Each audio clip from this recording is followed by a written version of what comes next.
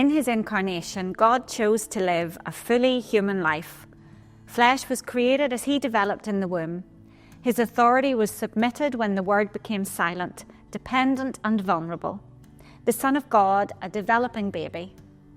God's heart for the value and dignity of every mother and child is revealed with this pregnancy. Mary was chosen by God the Father to be the mother of God the Son. A divine calling and purpose planned from the beginning. Joseph was part of God's plan too, but what do we know about him? Did the task at hand daunt him? Did he feel the pressure of protecting and providing for his betrothed and her miraculous son? As we look at Joseph, we see not only God's heart for fatherhood, but the place it holds in family life.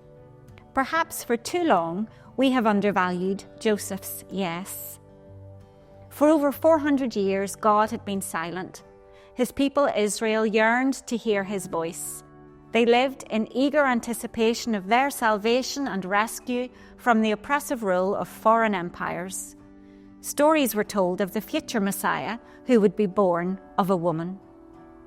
In the silence, in an obscure village called Nazareth, God's plan was unfolding. A chosen couple, Joseph and Mary, would hear God's voice through his angel. They would consider his request of them and answer with trust. God knew Mary's circumstances. A young Jewish girl contractually married, a virgin still waiting to live with her husband Joseph. Matthew's Gospel tells us that Joseph was unsettled by Mary's pregnancy announcement and had decided to divorce her quietly. But while asleep and dreaming, his fears were calmed by God's messenger who brought God's request of him.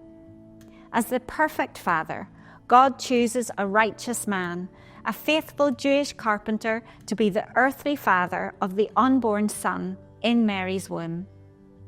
We never hear Joseph's words, but we see his immediate yes in response.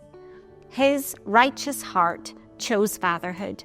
His just actions protected Mary from divorce and the potential stoning and death of both Mary and Jesus. Rather than walk away from Mary, Joseph chose fatherhood while Jesus was a growing and developing embryo. God trusted Joseph to stand by Mary and her unborn son. With courage and strength, Joseph trusted God with his plan for their lives. He took Mary home as his wife to live as a family, father, mother, and child. To the community, nothing is different, but Joseph knows what he has been called to do. God the Father entrusts his son, Jesus, to Joseph. Joseph will be the first man to look on the incarnate face of God the Son. God tasks Joseph with caring for his son as if he was his own.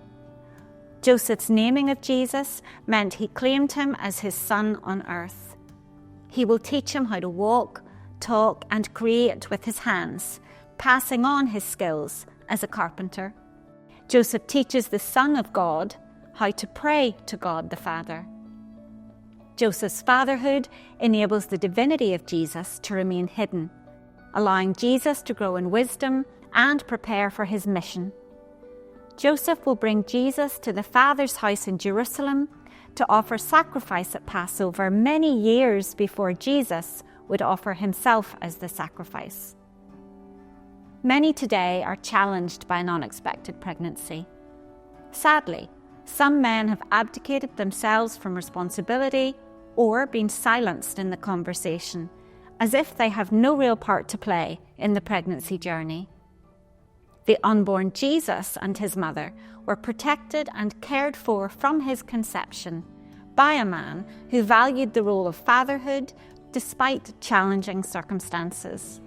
Joseph's commitment to fatherhood exemplifies the vital role men have to speak and not be silent, to support and not walk away, to stand with and for both lives. God unborn, Joseph said yes.